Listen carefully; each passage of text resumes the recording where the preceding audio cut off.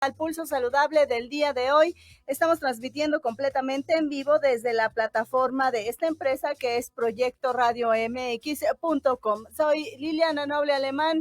En este 21 de abril de 2020, la temperatura 29 grados centígrados. Hoy tenemos un programa bastante interesante. Usted recordará al exsecretario de Salud del Gobierno Federal durante el periodo 2006-2011, el doctor José Ángel Córdoba Villalobos, estará con nosotros vía telefónica en el programa. Además, también tendremos a nuestra amiga y nutrióloga, la licenciada en nutrición Esquivel Flores, quien nos va a platicar sobre cómo poder hacer una comida saludable y también si a través de los alimentos podemos fortificar o fortalecer nuestro sistema inmune. También platicaremos con la representante de una asociación civil sin fines de lucro sobre el infarto o el ataque cerebral. Y damos inicio el día de hoy con el invitado especial también del día de hoy. Estamos comenzando.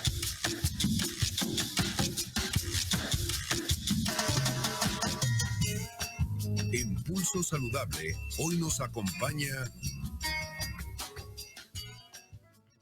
Y ya se encuentra en la línea telefónica y le agradezco enormemente el tiempo para esta entrevista el doctor Valentín Tobar Galván, él es ginecólogo obstetra, y vamos a platicar con él los próximos minutos sobre algo muy interesante que tiene que ver con las mujeres embarazadas. ¿Qué pasa si a una mujer embarazada le determinan que tiene COVID?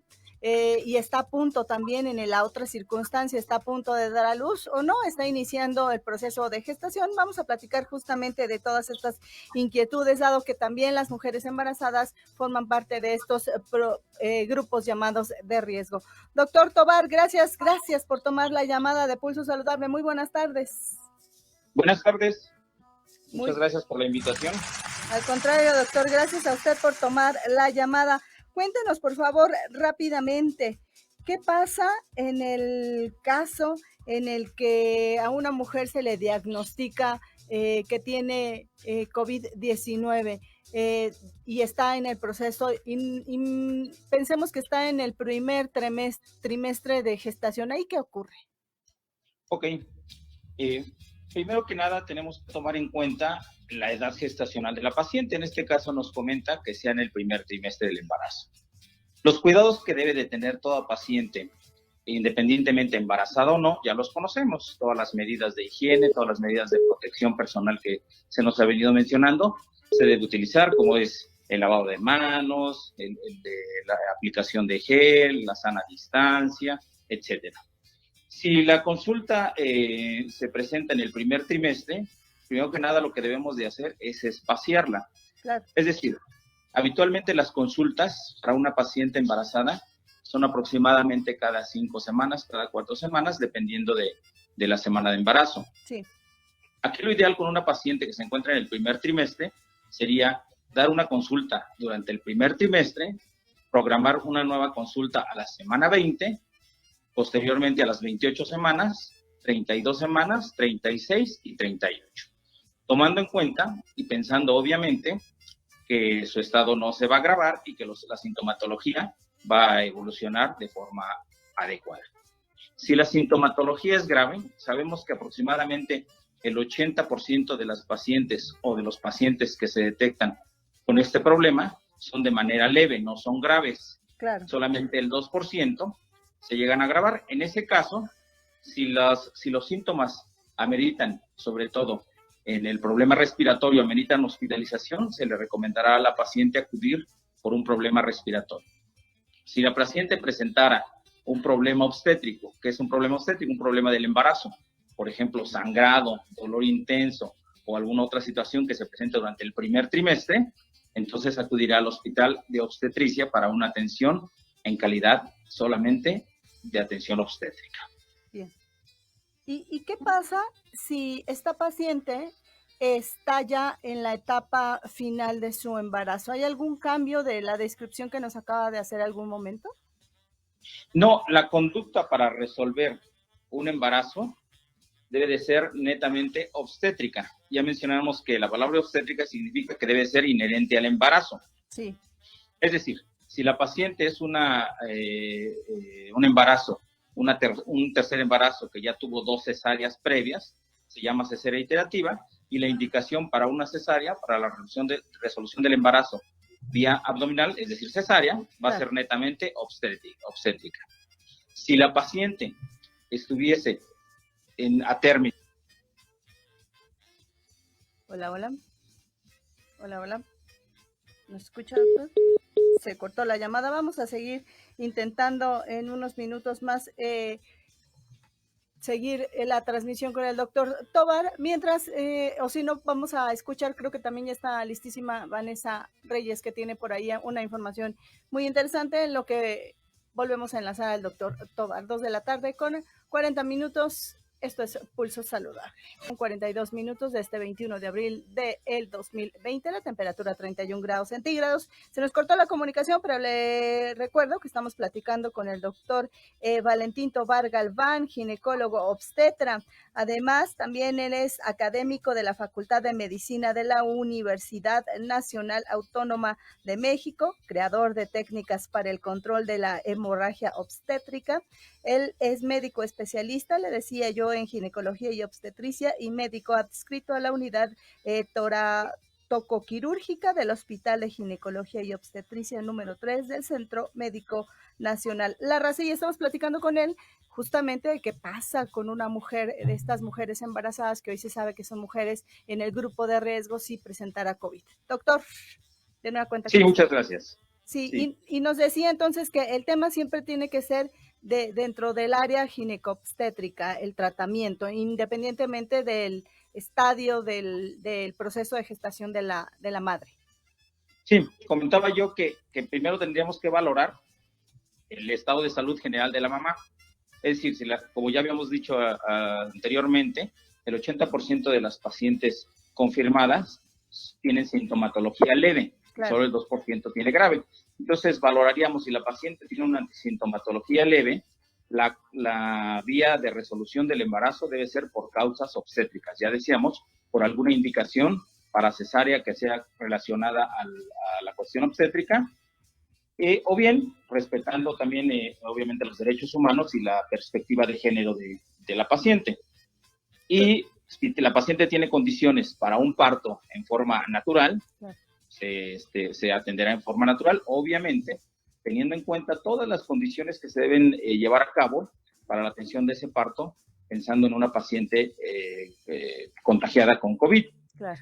Todas las medidas que se deben utilizar ahí se van a generar aerosoles en el momento de pujar, se valorará también, no está contraindicado el hecho de que se aplique analgesia obstétrica, se deben utilizar todas las medidas normales, pinzamiento tardío del cordón, manejo activo del tercer periodo de trabajo de parto, y obviamente, aunque sabemos que no está evidenciado actualmente la transmisión vertical de madre a hijo, sí, de todos modos los pediatras deben de contar con todas las medidas de protección personal, claro, para la atención de un recién nacido con madre contagiada con COVID. Oiga, doctor, ¿y qué pasa si finalmente llega a feliz término, nace en tiempo y forma este bebecito o bebecita, están saludables, pero ella está diagnosticada con lo que tradicionalmente se hace para que se sientan piel con piel, o esto se eliminaría? ¿Y qué pasa al momento de la lactancia? Excelente pregunta. La lactancia entra dentro de los derechos humanos y no está contraindicada en muchos de los padecimientos infectocontagiosos. Precisamente el de COVID, no contraindica la lactancia. Bien. O sea, la lactancia se podrá efectuar siempre y cuando la madre tenga condiciones de amamantar al bebé. Bien. Es decir, que no necesita un respirador artificial, que las condiciones sean estables. Si es dentro del hospital, se utilizarán todas las medidas ya mencionadas, que hemos platicado no solo conmigo, sino se ha escuchado en todas las recomendaciones que dan el secretario de salud, el subsecretario de salud, perdón, y se deben de seguir. Si la lactancia va a ser en casa, ahí lo ideal es que una persona ajena al binomio, a la madre e hijo, pueda colaborar con ella. Se deben utilizar batas, de preferencia desechables, pero sabemos que en casa difícilmente alguien tiene una bata desechable, claro, pero sí se debe utilizar batas limpias que se deben lavar frecuentemente, se debe utilizar en cada lactancia, lavado de manos antes de tocar al bebé, lavado de manos y pudiese ser aplicación de jabón y gel en cada toma del bebé. Muy bien. Doctor, ¿cuál sería la recomendación general que usted le haría a las mujeres embarazadas y evidentemente también a sus compañeros, a sus esposos y al resto de la familia? Ok. Si están en un periodo todavía donde están asistiendo a consulta, que nada más acudan con su acompañante y de preferencia el acompañante se deba quedar en la sala de espera. Claro. Que espacien sus consultas cuando el médico se los indique, a menos que la cuestión del embarazo obligue a que la consulta sea un poco más frecuente, deberán acudir. Si no, solamente en las que ya mencionamos, en el espacio que ya mencionamos. Que mantengan las indicaciones que ya todos conocemos, quedarse en casa, la sana distancia y pensar que el embarazo, precisamente por su condición de aloinjerto, que así se le llama al tener un bebé dentro, claro. Proporciona una cuestión de inmunidad que sí compromete a veces el estado general de la mamá. Claro. Y finalmente también, doctor, que acudan a sus consultas en tiempo y forma, a menos de que sea una urgencia y realmente se requiera de la asistencia a un centro hospitalario. Claro, y recordarle al paciente que eventos como la dificultad de respirar, esto debemos hacerlo todos los obstetras, en cada consulta, que problemas como la dificultad respiratoria pueden presentarse en un embarazo normal por el crecimiento fisiológico del abdomen y que no necesariamente nos estén condicionando una sintomatología. Pero, obviamente, descartando todos los otros problemas, ¿no? Como es la tos, fiebre, cefalea, etcétera. Claro, qué bueno que mencione esto, doctor, porque de pronto no se vayan a empezar a espantar nuestras mujeres embarazadas pensando que ya tienen COVID cuando es un proceso, pues, de alguna manera un poco normal dentro de la gestación en la que están el cuerpo sometido, ¿no? Claro que sí. Otra medida importante que se me viene ahorita a la mente es proporcionarles el teléfono del médico en caso de consulta privada a los pacientes para que estén en comunicación constante con su médico y no efectuar una revisión innecesaria, que acuda a consulta de manera innecesaria y exponerse a no quedarse en casa. Claro, por supuesto. ¿Algo más, doctor, que considere de importancia mencionar? Pues no, nada más hacer hincapié en lo de la lactancia, que definitivamente no está contraindicada la lactancia, siempre y cuando la madre esté en condiciones de amamantar al bebé. Muy bien, doctor, le agradezco enormemente haber participado en esta tarde con nosotros y seguramente en el tema ginecobstétrico esta es la primera de muchísimas más entrevistas que tendremos con usted. Le mando un abrazo desde la sana distancia. Muchas gracias, de igual manera. Hasta luego, buenas tardes.